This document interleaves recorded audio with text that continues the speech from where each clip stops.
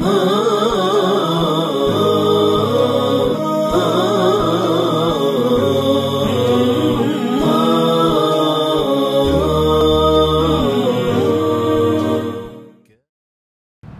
MHW TV, alhamdulillah kita berjumpa lagi di segmen kedua. Masih tetap membahas tentang ciri-ciri gangguan jin yang menyerang kepada gangguan fisik. Tadi kita bahas tentang bagaimana jin menyerang pada seorang, yaitu diantaranya bisa melalui penyakit migrain, stroke, masalah rahim, atau bahkan tadi sangkut paut dengan kanker rahim, miom, dan lain sebagainya. Dan ini pun gangguan jin ini pun biasanya mereka menyerang pada pendarahan, ya, pendarahan yang akut. Misalkan seorang ahwat, biasanya itu mereka menstruasi misalkan 1 minggu, ya, tapi kan lamanya itu adalah 15 hari atau 2 minggu, ya. Tapi ternyata setelah 15 hari terus melakukan adanya lagi pendarahan. Maka ini kalau orang kamu itu namanya ini darah penyakit, ya. Jadi ini kita harus pahami dulu, ini kenapa bisa seperti ini. Ketika pendarahan tersebut, ini ada 2 hal. Pertama tadi karena pendarahan karena gangguan secara fisiknya, ya, gangguan fisik, murni fisik, mungkin ada luka, ya.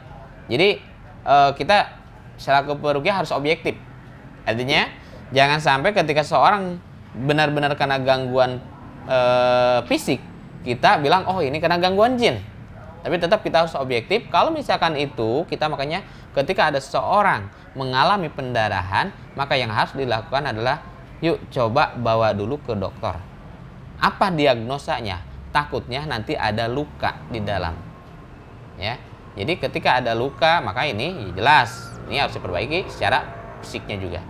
Tapi ketika misalkan tidak ditemukan luka tersebut, maka inilah bisa disebabkan oleh karena gangguan jin. Ya, jadi kaum muslimin rahimakumullah, ketika ada seorang mengalami pendarahan inilah, pendarahan yang akut, yang mungkin sudah tidak sewajarnya, bahkan biasanya yang tadinya 1 hari 2 hari menstruasi, ini bahkan bisa sampai belasan hari lebih dari seharusnya, maka ini ada kemungkinan bisa karena gangguan jin. Kemudian apa lagi? Yang bisa menyerang secara fisik itu adalah karena diantara gangguan lambung, ya.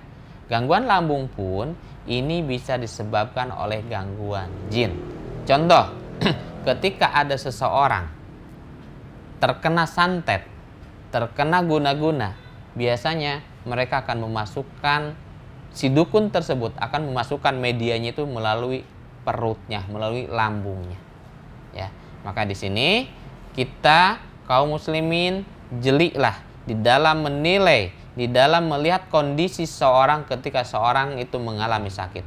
Oh, ini sakitnya karena medis, ini karena psikis, ini karena gangguan jin. Maka kita bisa memilih dan melakukan penanganan lebih tepat lagi. Nah, kemudian gangguan jin tersebut bisa saja mengganggu pada saat seorang tidur.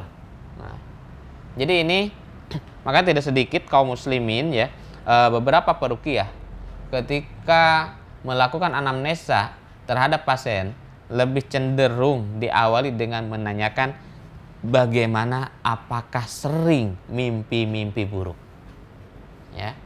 Jadi gangguan pada saat tidur ini lebih banyak menyerang kaum muslimin yang terkena gangguan jin, ya. Karena perlu dipahami juga, karena sungguhnya gangguan dalam mimpi ini ada 3. Pertama, mimpi yang datang dari Allah. Kedua, mimpi yang datang karena gangguan jin. Dan yang ketiga, mimpi yang karena apa? Karena rasa, karena perasaan, ya, yang terbawa mimpi, gitu ya. Jadi kita harus bisa membedakan dulu di sana. Nah, biasanya orang yang terkena gangguan jin, mereka akan mengalami mimpi-mimpi yang serem. Mimpi dikejar-kejar genderuwo lah, mimpi ketemu dengan pocong lah, ya. Mungkin ini bahasa jin di Indonesia itu banyak, ya, macam-macam, ya. Padahal intinya mereka mau genderuwo, mau pocong, mau tuyul adalah jin juga, ya. Mereka akan mengalami mimpi-mimpi yang menakutkan. Seperti tadi misalkan mimpi dikejar oleh pocong, ketemu dengan genderuwo, ya, ataupun mimpi di suatu tempat yang dia hanya sendiri tapi dikelilingi oleh mayat, atau dia sendiri berada di dalam tempat yang menyeramkan. Ini pun bisa menyerang pada orang yang terkena gangguan jin. Nah, kemudian apa lagi? Gangguan jin pada saat tidur adalah susahnya tidur, nggak bisa tidur.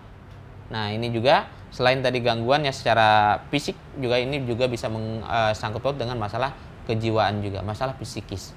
Ketika seorang tidak mampu atau susah untuk tidur, bisa karena gangguan secara saraf, bisa juga karena gangguan kejiwaan.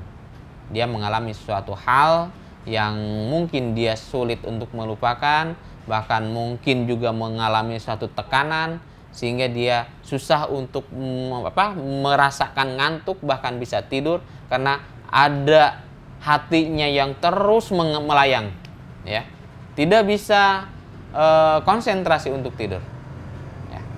Kemudian apa lagi? Biasanya orang yang terkena gangguan jin ini, mereka susah untuk bangun subuh, ya.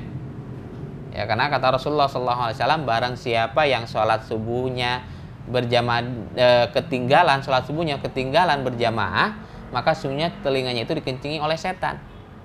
Jadi jelas nih, kalau orang yang sulit nih sholat subuhnya, ya, kaum muslimin mungkin di rumah nih punya anak ataupun siapa, ketika sulit untuk melakukan sholat subuh, bahkan bangunnya sering kesiangan, bahkan ngelewat subuhnya, jelas itu karena ada gangguan jin. Itu harus diruqyah, ya. Kenapa? Kan di sana lah jelas yang namanya setan, dari bangsa jin ataupun sebaliknya, mereka akan terus mengganggu kita manusia untuk tidak taat kepada Allah Subhanahu wa taala semata. Tuh. Kemudian apa lagi? Biasanya orang yang terkena gangguan jin itu, mereka pada saat tertidur akan mimpi seperti diperkosa.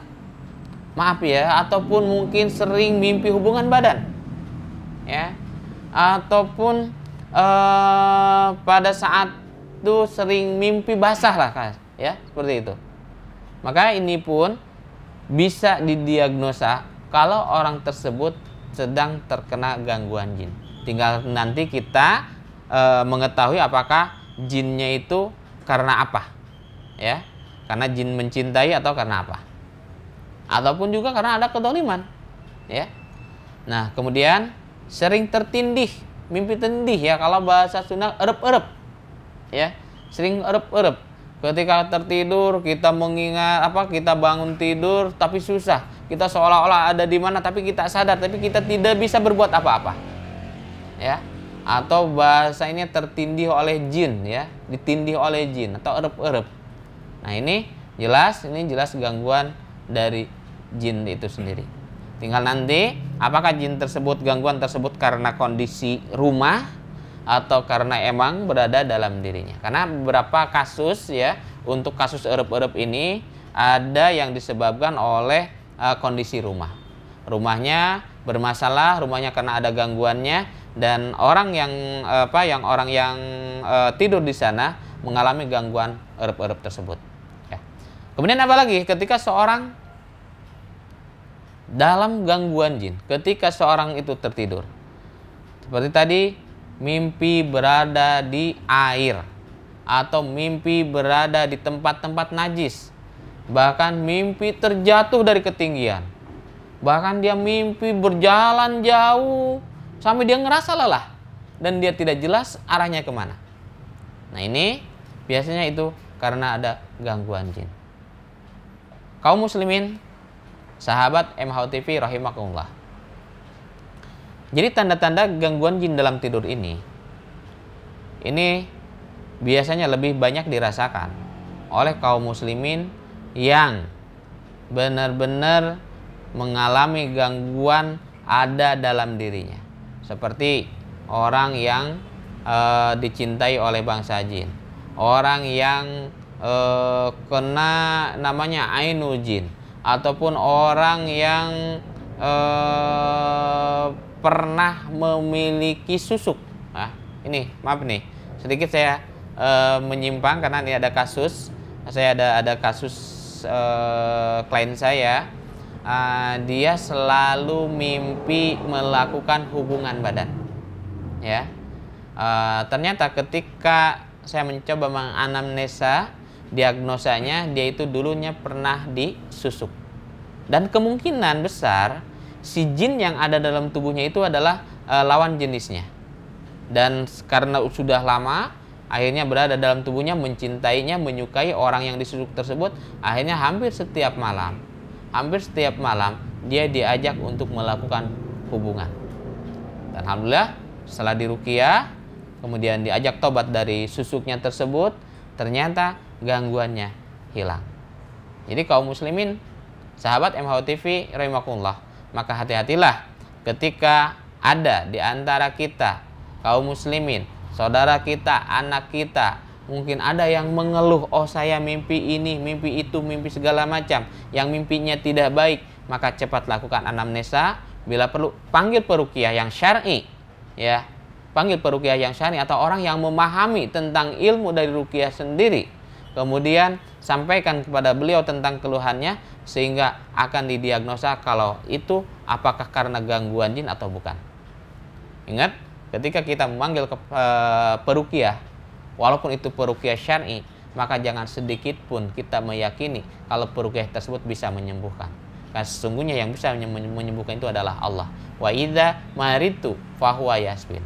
Apabila aku sakit, Allah yang akan menyembuhkan.